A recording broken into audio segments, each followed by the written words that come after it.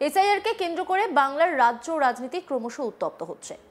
SIR ঘোষণার পর থেকেই যারা এ রাজ্যের ভোটার নয়, অবৈধভাবে ভুয়ো ভোটার কার্ড বানিয়ে ভোটার লিস্টে নাম তুলে নিয়েছে, এসআইআর লাগু হওয়ার পর তাদের নাম বাদ যাবে, আর তা নিয়েই ব্যাপক ডামাডোল চলছে। তারই মাঝে দেশ জুড়ে অবৈধ বাংলাদেশি ও রোহিঙ্গাদের উচ্ছেদ করা নিয়ে অভিযান চলছে। সীমান্ত দিয়ে যাতে কোনো অনুপ্রবেশকারী ঢুকতে না পারে তার জন্য বাড়ানো হয়েছে নিরাপত্তা। ভুয়ো ভোটার কার্ড বানিয়ে এদেশের নাগরিক হওয়ার পরিচয়পত্র বানিয়ে ফেলছে। এত নিরাপত্তার পরও কিছুতেই আটকানো যাচ্ছে না অনুপ্রবেশকারীদের। সীমান্ত পেরিয়ে আসা কোনো বৈধ কাগজপত্র ছাড়াই হাজারো হাজারো অবৈধ বাংলাদেশিরা বিনা পাসপোর্টে বাংলায় ঢুকে পড়ছে। তারপরে তারা একে একে ফেক আইডি বানিয়ে এ রাজ্যের বিভিন্ন এলাকায় আত্মগোপন করে রয়েছে। তারই মধ্যে ভারতীয়কে বাবা সাজিয়ে দিব্যি এদেশে দিন কাটাচ্ছেন এক বাংলাদেশি। ধরা পড়ে গা ঢাকা দিলেন অভিযুক্ত। ঘটনাটা দক্ষিণ 24 পরগনার গোসাবার। দিনের পর দিন গোসাবার শম্ভুনগর গ্রাম পঞ্চায়েতের ভূপেন্দ্রপুর দিঘেরপাড় গ্রামে বাস করছিলেন এক বাংলাদেশি। বেশ কয়েক বছর আগেই বাংলাদেশ থেকে এদেশে এসেছিলেন জিয়ারুল। কলকাতায় কাজ করতেন। শম্ভুনগর এলাকায় মানুষের সঙ্গে পরিচয় হতে এই এলাকায় চলে আসেন। সেখানে আফরিন লস্কর নামে এক মহিলাকে বিয়ে করে সংসার পাতেন। পাশের গ্রাম কামাখ্যাপুর এলাকায় বাসিন্দা মতলেব মোল্লাকে নিজের বাবা হিসেবে দেখিয়ে সমস্ত সরকারি নথিও তৈরি করেন। এর আগে বেশ কয়েকবার ভোটও দিয়েছেন বলে দাবি তার স্ত্রী আফরিনের। সবই ঠিকঠাক চলছিল, কিন্তু বাদ সেধেছে এই এসআইআর প্রক্রিয়া। এমুনারেশন ফর্ম ফিল আপের সময় মতালেবের ছেলে আলাউদ্দিন মোল্লা জানতে পারেন তার বাবার নাম ব্যবহার করে এই জিয়ারুল সমস্ত তথ্য তৈরি করেছেন। এরপরে তিনি অভিযোগ দায়ের করেন বিএলওর কাছে। আলাউদ্দিন মোল্লার দাবি তারা 5 ভাই ও 2 বোন। তাদের বাবার নাম কেউ ভারিয়ে সরকারকে ভুল তথ্য দিক তা তারা চান না। এই ঘটনায় এলাকায় চাঞ্চল্য ছড়িয়েছে।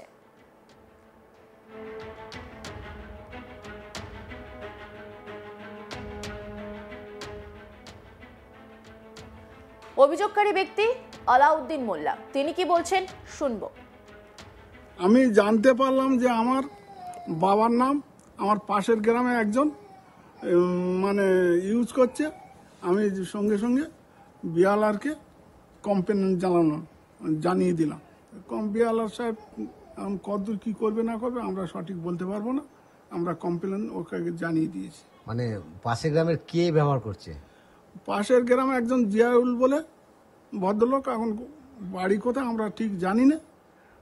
আমরা 5-এ, ওরা ওই ওই ওই 7-এর 8-এর মধ্যে আছে। আমরা পরে জানতে পারলাম যে ও ওখানে বিয়ে থাওয়া করে আছে। আচ্ছা, আমার বাবার নাম নিয়ে ওরা ভোটার হতে চাচ্ছে। আমরা ওটা কমপ্লেন জানিয়েছি বিয়ালার সাহেবকে। আমরা ওটা হতে দেবো না। আপনি কি চাইছেন কি? আমরা 5 ভাই 2 বোন। আমার বাবার যে কটা ফ্যামিলি মেনটেন আছে আমরা সেই কোটাই নিয়ে আমরা থাকবো। আমরা তো আর ও তো আমাদের কেউ নাই। ওকে আমরা আমার বাবার নামে ইউজ করতে দেব না। মানে ও কি বাইরে থেকে এসেছে? বাইরে থেকে কোথা থেকে এসছে কি বৃত্তান্ত তা জানি না। ওখানে বিয়ে থাওয়া করে আমার বাবার নাম ইউজ করছে। এই নিয়ে আমি কমপ্লেন জানিয়েছি। সব জায়গায় অভিযোগ জানিয়েছেন? হ্যাঁ। এই বিষয়ে জিয়ারুল মোল্লার স্ত্রীকে প্রশ্ন করা হলে তিনি জানান অনেকদিন হয়েছে তার স্বামী বাংলাদেশ থেকে ভারতে এসেছেন। তারপর থেকেই কলকাতায় কাজ করছিলেন। তবে জিয়ারুলের প্রকৃত বাড়ি বাংলাদেশে। আফরিন লস্কর তিনি কি বলছেন শুনবো। জিয়ারুল মোল্লা কি হয়? ওনার বাড়ি কোথায়? কামাখ্যাপুরে বাড়ি। তোমার শ্বশুরের নাম? মতলেব মোল্লা। কিন্তু মতলেব মোল্লার ছেলে বলছে যে জিয়ারুল মোল্লা ওদের কেউ নয় বলছে। ওরা ভয় তো এরকম বলছে। কেন, কিসের ভয়? ওই ধরে নিয়ে যাবে বলছে, জেল খাটাবে বলছে। প্রথমে ওরা কাগজপত্র সব দিয়েছে। মানে অ্যাকচুয়ালি তোমার স্বামীর বাড়িটা কোথায়? বাংলাদেশ। বাংলাদেশে। কত বছর আগে এসেছিল এখানে? ও অনেক বছর অনেক দিন এসছে। এসে ওখানে কলকাতায় ছিল। হ্যাঁ, এসছে অনেক দিন। আচ্ছা। আইলি ও কলকাতা কাজ করছিল। তারপরে ওই কামাখ্যাপুরে আমার বড়দাদের সাথে এসছিল। এসে এখানে দেখাশোনা করে দেয়। তোমার বিয়ে হয়েছে? মানে অরিজিনাল বাড়ি জিয়ারুল মোল্লা অরিজিনাল বাড়ি কোথায়? বাংলাদেশে। তা উনি যে বাবার নাম শ্রী মতলেব মোল্লা, ও তো তোমাদের কেউ হয় না। বাবা হলো কি করে? ওরাই কাঠকুটো দিয়ে বাবা সেজিয়েছে। কারা? ওই ওনার ভাইরা, কার ভাইরা? মানে যে সাজানো ভাইরা হয়েছে ওরাই দিয়েছে। আচ্ছা, কাঠকুটোদের বলছে বলে আমাদের কাঠকুটো নাও, নে বাবা সাজাবে।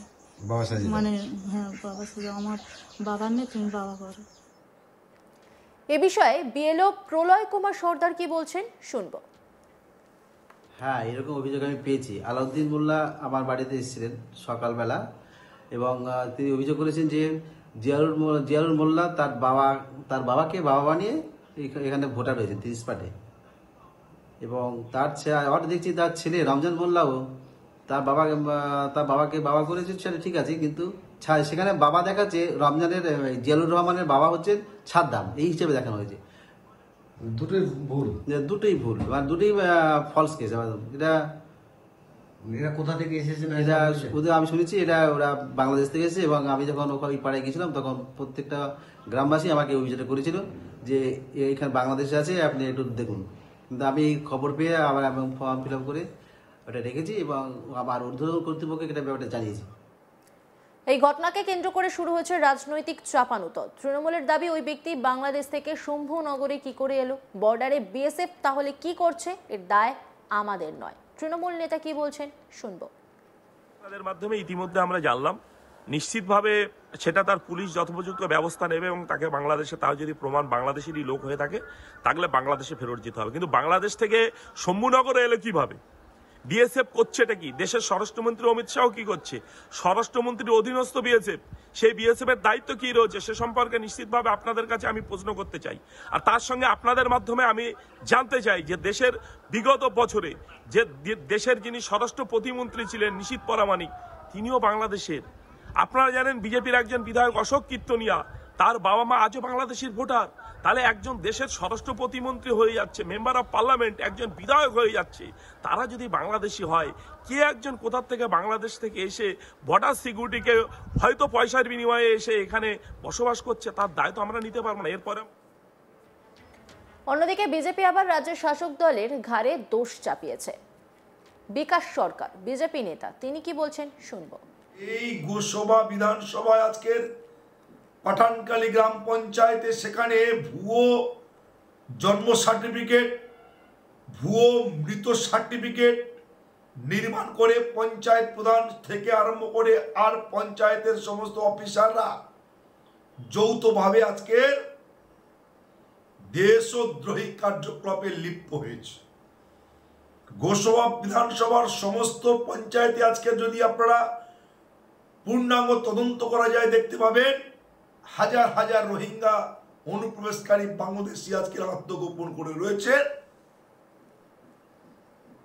অন্যান্য খবরের আপডেটের জন্য অবশ্যই নজর রাখুন আজ তাক বাংলার ইউটিউব স্ট্রিমিংয়ে। লাইক, কমেন্ট, শেয়ার এবং সাবস্ক্রাইব করতে ভুলবেন না।